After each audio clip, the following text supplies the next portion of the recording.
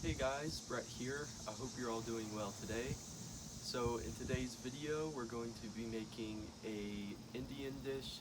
It's kind of like a red lentil curry, but I also add in chickpeas and a bunch of different vegetables, and I kind of just combine it into one dish. And it might sound kind of odd, but it's a really good dish. And if you've never tried to combine Indian dishes like that, I would highly recommend it if you're a fan of Indian dishes.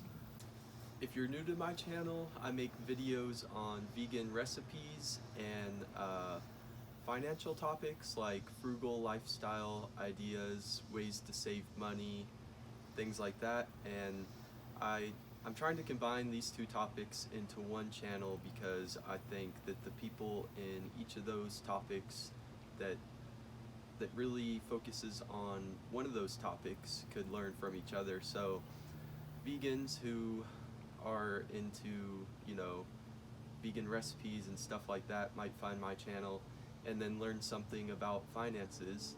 And then people who are really into financial topics and things like that might see my channel and learn something about veganism. So that's kind of the purpose of my channel. Alright, so let's go ahead and head to the kitchen and get started on this recipe now.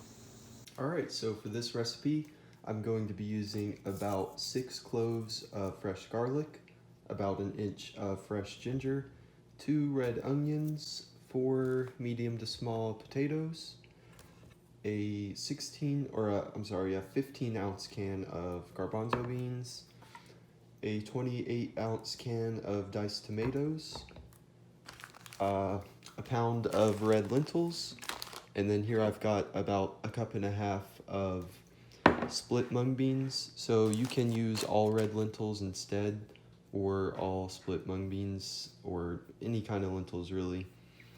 And then I've got some salt, some coconut oil, and you can use any kind of oil really, or you can use no oil if you prefer to not cook with oil. And some curry powder, some garam masala. I'm not exactly sure how to pronounce that, so excuse my pronunciation on that. And some cayenne pepper. Alright, so first you're going to want to rinse your lentils. And I've got both the red lentils and the mung beans in here, the split mung beans. And just give those a good rinse. You could also fill a pot up with water and then rinse it that way, put them in the water.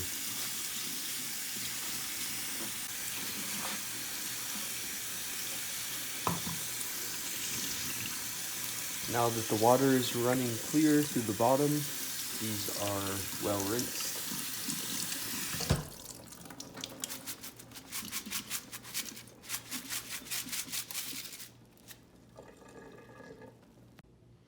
Alright, so you're going to want to mince your garlic and ginger.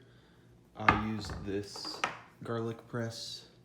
It's pretty easy to use, but you can also mince it with a knife. And then you're going to want to finely chop your red onion to about this size. Alright, so turn your Instant Pot on the saute option and add your oil in there. I've already got my coconut oil in there. Alright, when your oil begins to heat up, you can go ahead and add the onion first. So I add the onion first before the ginger and garlic because I think the onion needs to cook for a bit longer because the ginger and garlic tends to burn if it's too hot.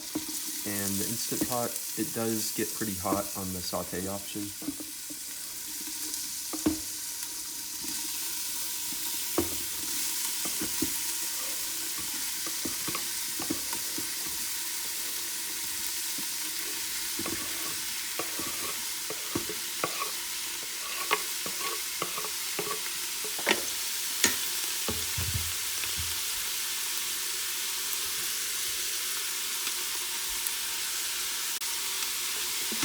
Now just give that a stir.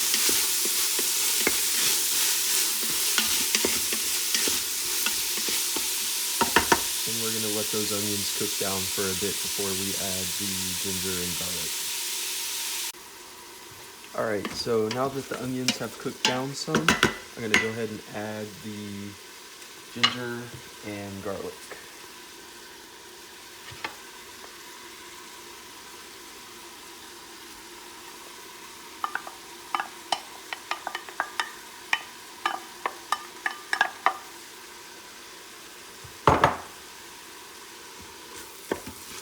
And just mix that in.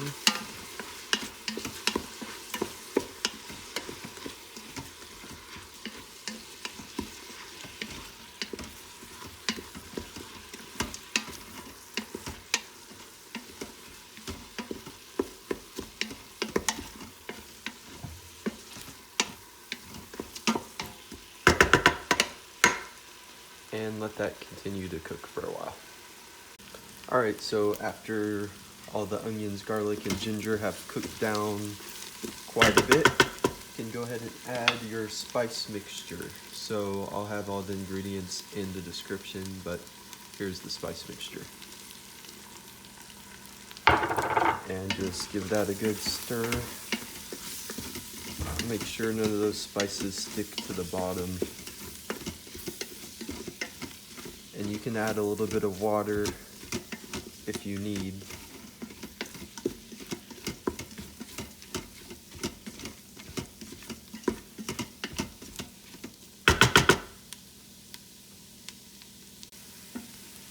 And I am going to add a little bit of water to this.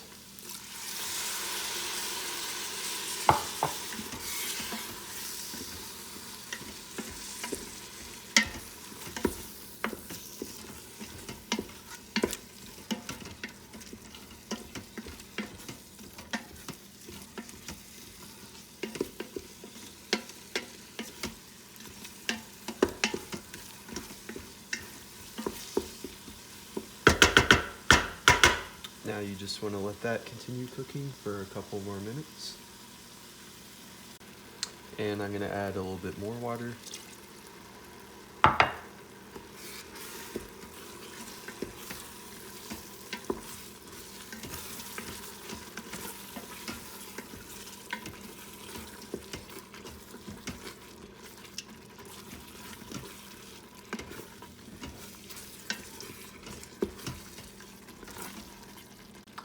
Alright, now that that's all cooked down, you can add all the rest of your ingredients. So here's the lentils.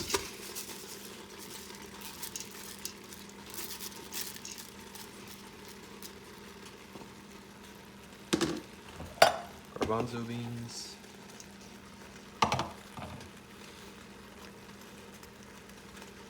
Diced tomato.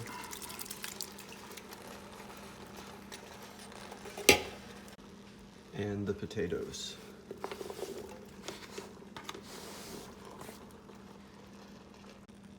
And now you just add water until it's filled to the limit of the Instapot.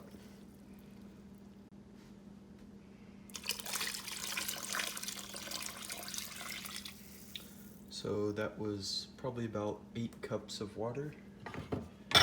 And now just stir it all around.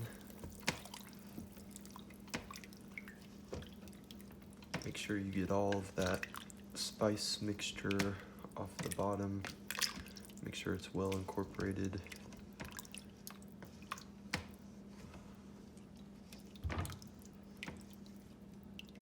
Alright, so now that everything is all mixed up, go ahead and put your lid on.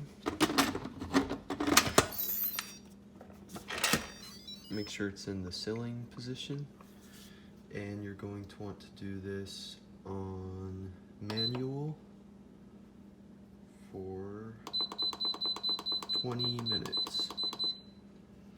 And you're going to want the pressure to release naturally. Alright, so now it's done cooking. Let's go ahead and take the lid off and see how it turned out.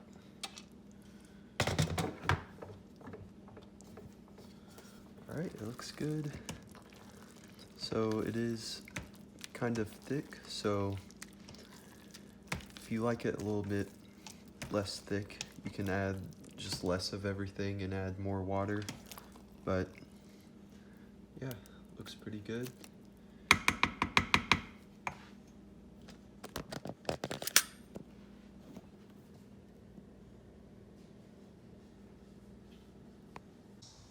Well, that concludes today's video. I hope you all enjoyed this recipe, and if you decide to make it, make sure and let me know in the comments section.